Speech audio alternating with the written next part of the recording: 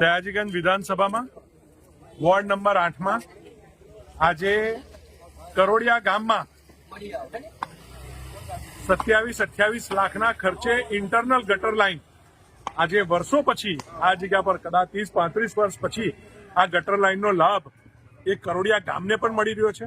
આખા વિસ્તારની અંદર 100 કરોડના ખર્ચે એસટીપી સાથેનું નેટવર્ક એ ભારતીય જનતા પાર્ટીના આ શાસનની અંદર નખાઈ રહ્યું છે.